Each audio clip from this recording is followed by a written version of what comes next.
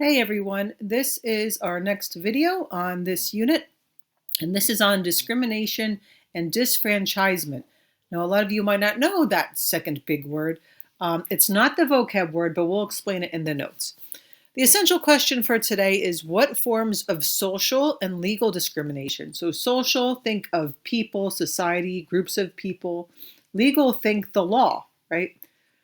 So what types of discrimination did women and African Americans face, and how did they respond? Let me first say that every slide in here could be a whole unit. Every slide, I've had classes just on that, like semester-long classes. So we'll dive more into this during class with your classwork activity. So just know this is a very brief overview. There is one definition you want to know for today, and that is suffrage.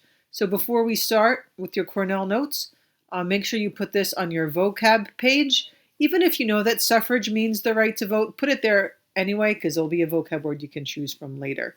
All right, so we're going to talk about during this time both African Americans and women, both fighting for suffrage, both fighting for their right to vote. All right, so let's start. Now, if we have a slide, say what violent acts occurred, right? There's hundreds, if not thousands, of violent acts that occurred. You can look up old newspaper articles and find many unfortunate examples. So let's just give a few examples. Sundown towns were towns where there were discriminatory laws where African Americans had to be at home, so to speak, by sundown. And sometimes violence would occur if they were out past that. So imagine that, being so-called free, but having to be, at home by sundown every night. Between 1889 and 1909, so that's only 20 years, over 1,700 Black Americans were lynched by, not BT, by white mobs. Sometimes it was because they did a serious crime and it just wasn't brought to trial yet. Sometimes it was not even a crime at all. They didn't like the way someone looked at somebody, right? Basic racism. And we'll look at some of these examples as well. So here is just one activist who fought against this violence, Ida B. Wells of Memphis. This photo I actually took myself when I was in Memphis about 2 years ago. And she published against a lot of this injustice that was occurring.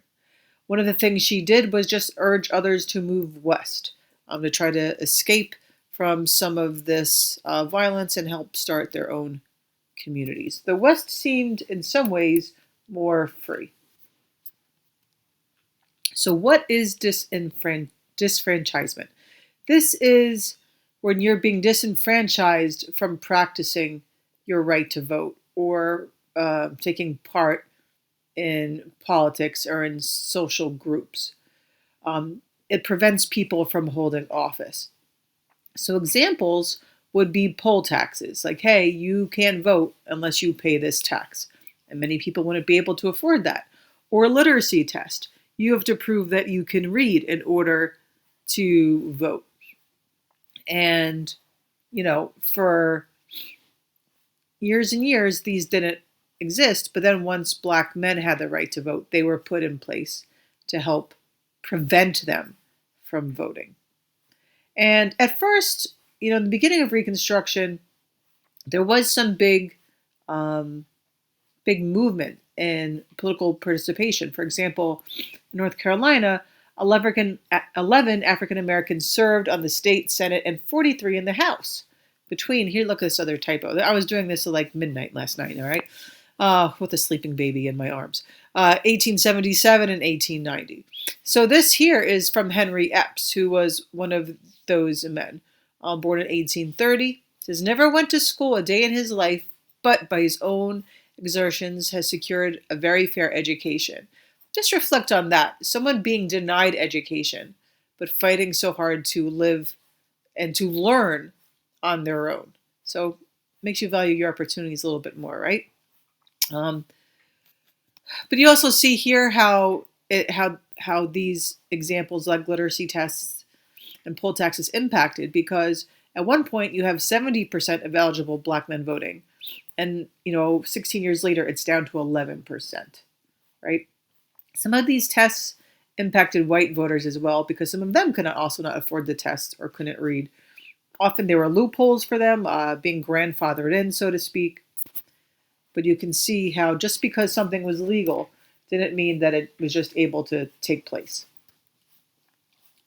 What was legal segregation? So before legal segregation, there was often social segregation where people just, it wasn't a law, but people just sort of implied, sometimes very simply, sometimes with maybe you felt threatened that segregation happened. But unfortunately, by the 1870s, right after the Civil War, the Supreme Court rulings began to strengthen legal segregation. And they even struck down the 1875 Civil Rights Act, right? So things are starting to go backwards, so to speak. This is an old image from a newspaper of when this was going on. So one of the most famous court cases, which we'll spend more time on, was Plessy versus Ferguson in 1892.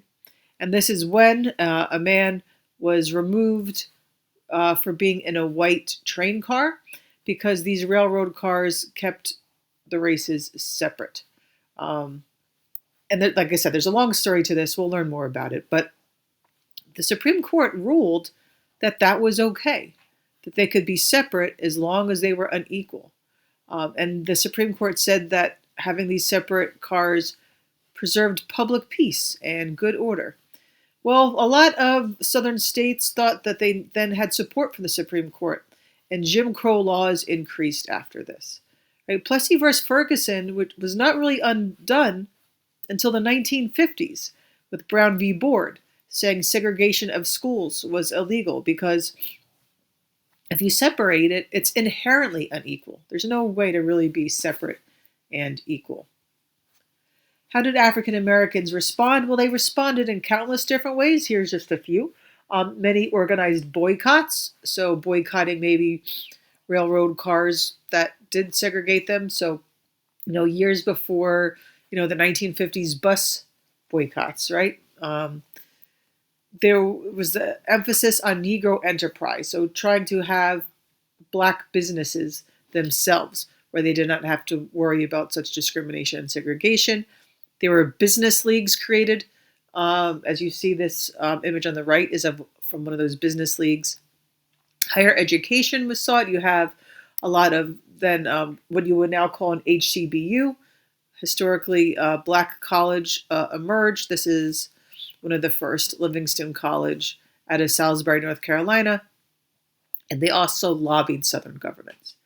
Now, just as Black men got the right to vote with the 15th Amendment, it took women much longer for the right to vote. And there's some people we'll learn about. Frances Willard, she believed that home politics, trying to get women to change things in the house, in the home, would be the way to get the more political advancements. She was also the president of the Women's Christian Temperance Union, who was advocating against drinking, especially in the home. Now, she was criticized by Ida Wells, who we already learned about, because she had Black women in her groups segregated from the group as a whole. So how can you vote, how can you argue for women's rights when you're even segregating them by race? We have two big organizations that fought for women's suffrage here. The National Women's Suffrage Association was led by Elizabeth Cady Stanton and Susan B. Anthony. I'm sure you've heard of her. And then the American Women's Suffrage Association by Lucy Stone. So we'll learn a little bit about their different tactics. They were very similar ideologically. There was not huge differences. And because of that, in 1890, they merged to form the National American Women's Suffrage Association. Between 1870 and 1910, 11 states did give women voting rights. Most of them were out west, but it wasn't for another 10 years, right before the 20th Amendment gave all women the right to vote. So some images of my own here. There is a really good exhibit in the National Constitution Center. One about Reconstruction. another one about the suffrage movement. So this is a pennant from New Jersey. And here, this is like 5 or 6 years ago now. This is when we stayed at the National Archives for a sleepover. We got to sleep in front of the Constitution that night. And, but it was, I think, right before the 20th or before the anniversary of the 20th Amendment. So it was suffrage themed that year. So we got to dress up. That was fun. All right. That is it for this video. Please don't forget your summary. We will be checking them. And when we do activities based on this, as we learn more about Plessy versus Ferguson, about lynching, about the suffrage movement, these summaries will really help you. All right.